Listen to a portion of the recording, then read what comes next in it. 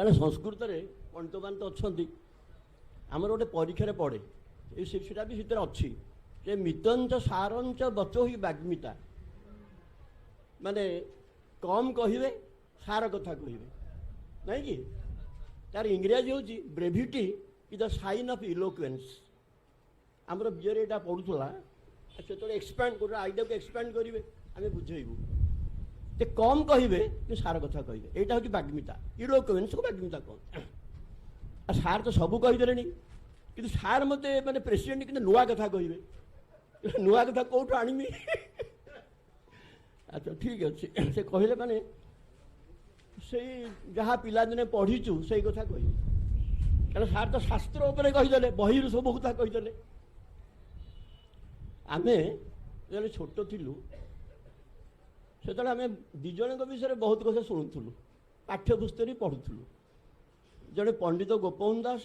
जड़े मधुसूदन दास आज मु कहूली जे गोपबंधु दास आमको अति निजर लगती मधुबाबू को भय लगे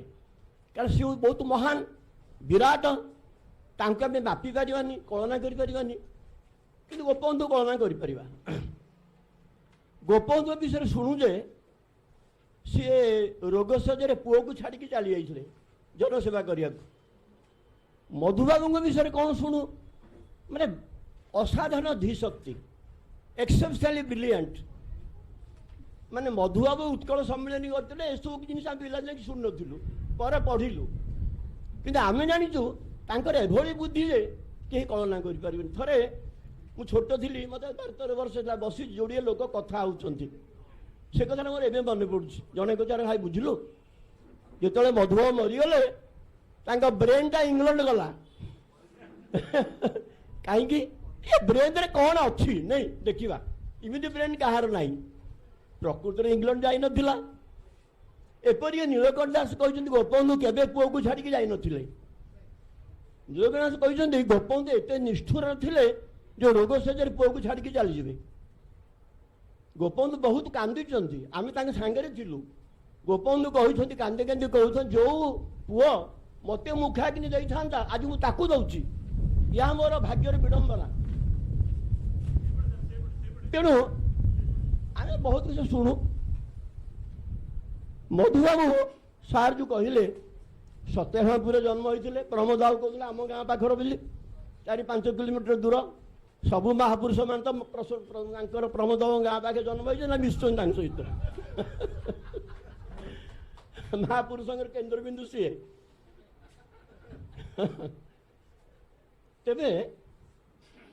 गोटे मार शिक्षा पिला उपरे पड़े ये सब बही लेखा जे प्रमोद बाबू एक कथा भी कहते जे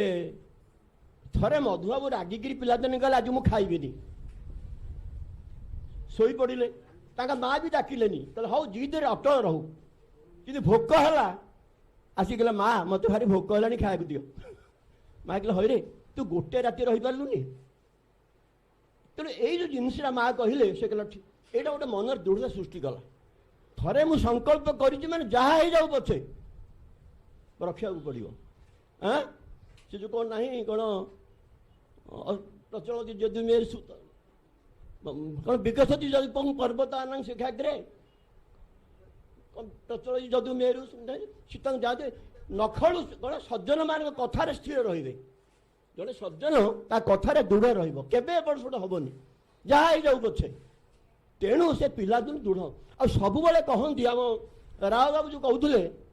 अरे मु सती परिवार जन्म होती सी भल पढ़ुले कलेज स्कूल पढ़िले बाल कि मुड़ पछपटे पेंड बाल था काटिदे बंगाली पिला मैंने चिड़े बहुत कलबल कर तो ओडिया पिला प्राय न था कलेज स्कूल सुभाष बोस भी सीट पढ़ी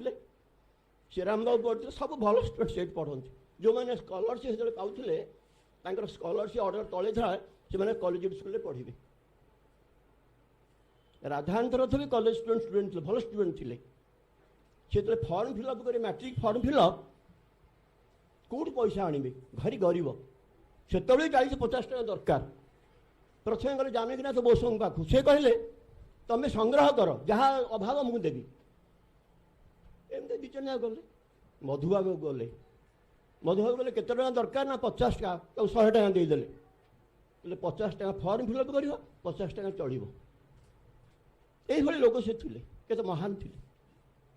से राधाकांत कहते मुझे जगह जाती सी मोर सब असुविधा दूर करदे चलिए 2 मास परीक्षा अच्छे 2 मास काल चलो कि पैसा अधिक रख जिते सी पढ़ुले मधुबाबू पड़े कॉलेज स्कूल रे गोटे विषय हेडमास्टर बुझेले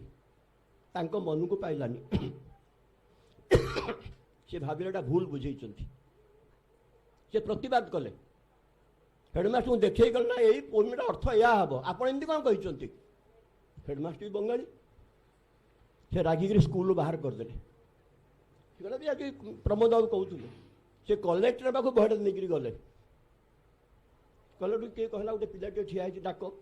कौन नमस्कार कले सार यार अर्थ कौन हम कहतु कलेक्टर कौन है जिनटा सब था कहले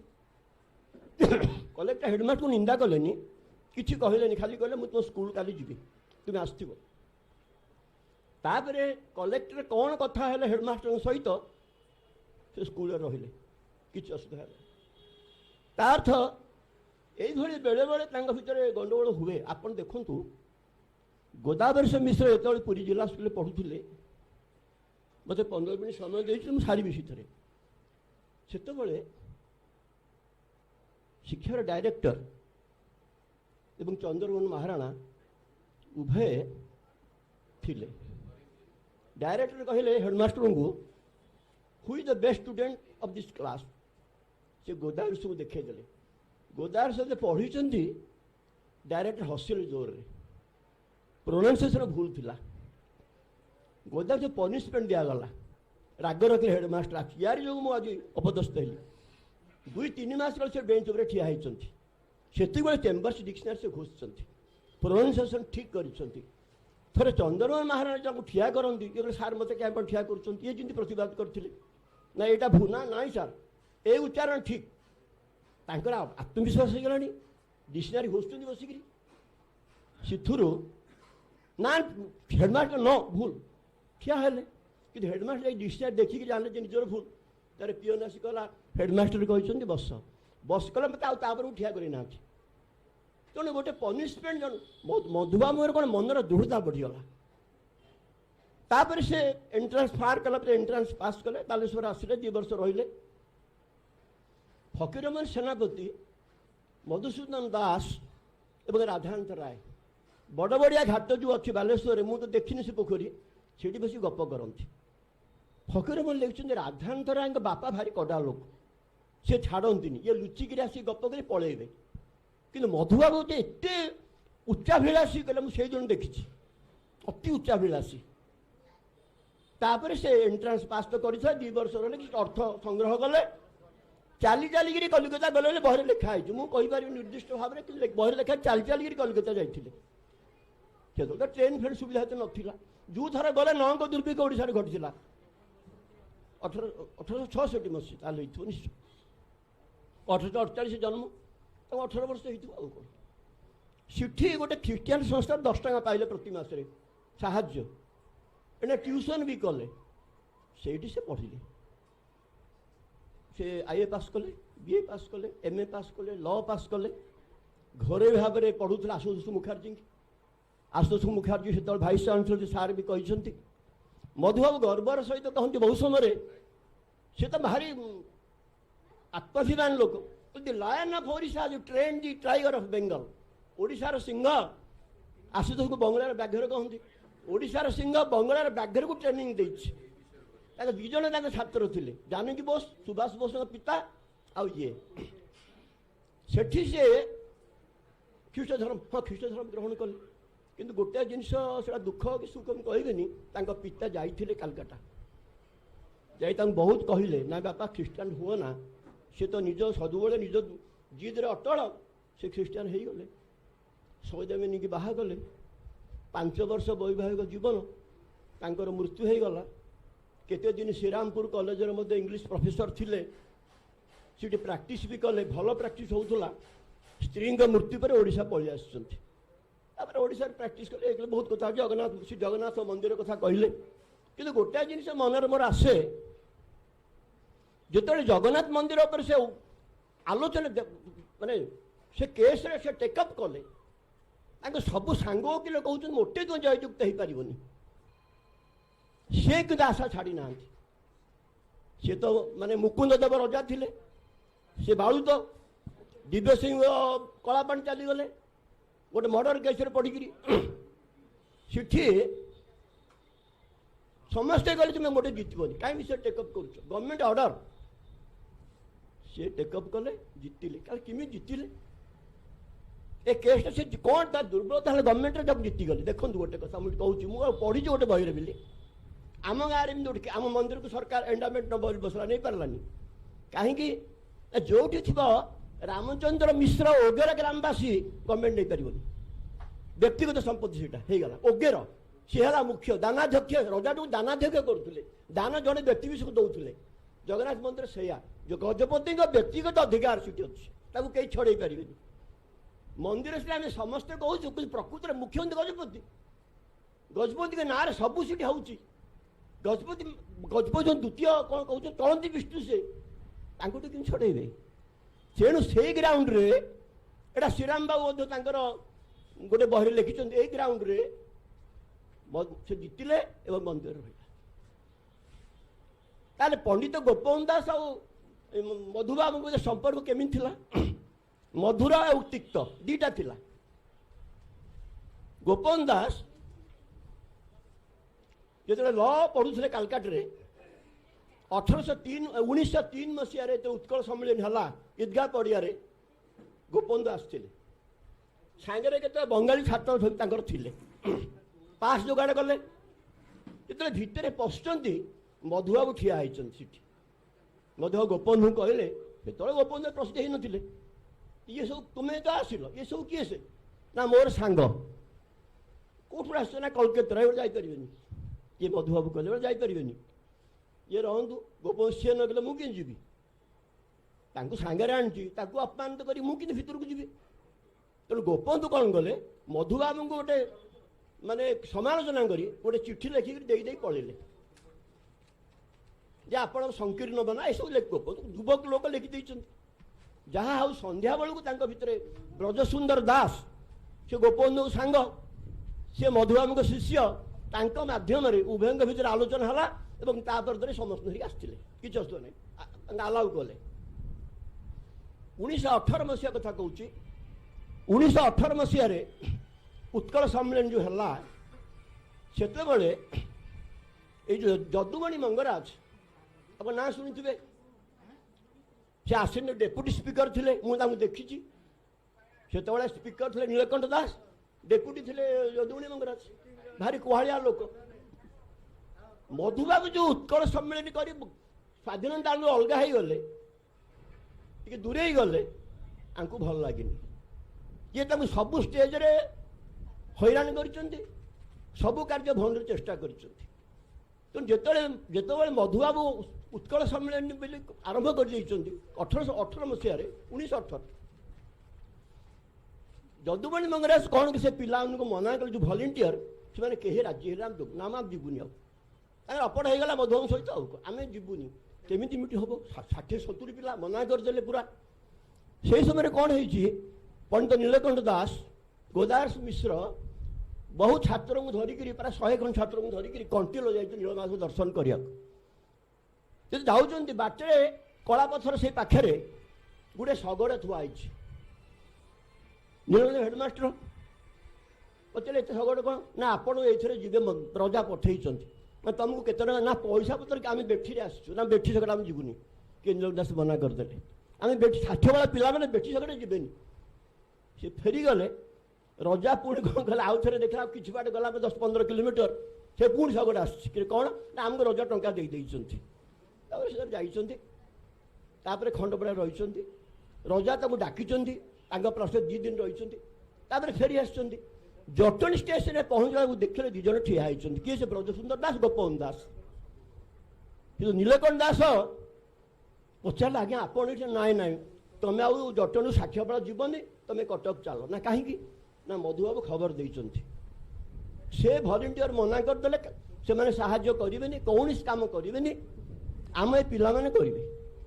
ତେଣୁ ଇଏ କ'ଣ 60 ପିଲା ଧରି ଗୋଦାସ ମିଶ୍ର ନୀଳକଣ୍ଠ ଦାସ ଗୋପବନ୍ଧୁ ଦାସ ଚାଲିଲେ ବ୍ରଜସୁନ୍ଦର ଦାସ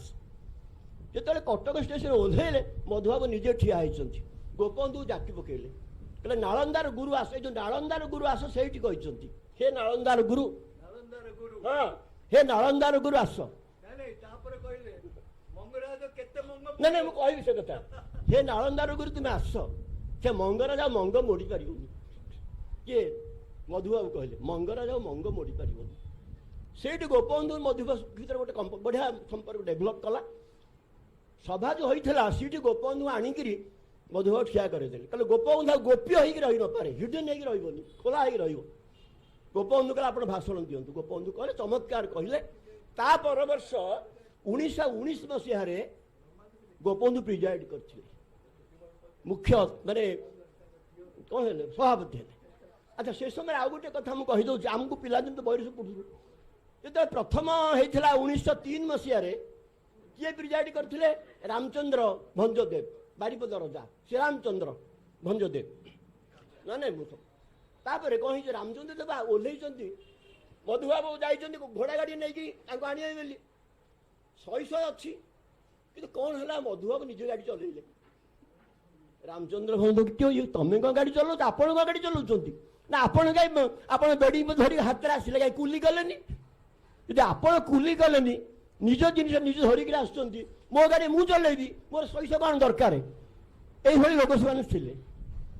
ତାହେଲେ 1919 ମସିହାରେ ଗୋପବନ୍ଧୁ ପ୍ରିଜାଇଡ୍ କଲେ ମିଟିଂ କଟକରେ ହେଲା ଚମତ୍କାର ମିଟିଂ ହେଲା ଗୋପବନ୍ଧୁ ଭାଷଣ ବି ଦେଲେ 1920 ମସିହାରେ ଚକ୍ରଧରପୁରରେ ହେଲା କୋଉଠି ଚକ୍ରଧରପୁର ସେଇଠି କ'ଣ ହେଲା ସେଇଠୁ ମଧୁବାବୁ ସହ ଗୋପବନ୍ଧୁ ଅପଡ଼ ହେଇଗଲା ଚକ୍ରଧରପୁରରେ ସେତେବେଳକୁ ସ୍ୱାଧୀନତା ଆନ୍ଦୋଳନ ଆରମ୍ଭ ହେଇଗଲାଣି ଗାନ୍ଧୀଜୀ କେବେ ଇଣ୍ଡିଆକୁ ଆସିଲେ 1915 ମସିହାରେ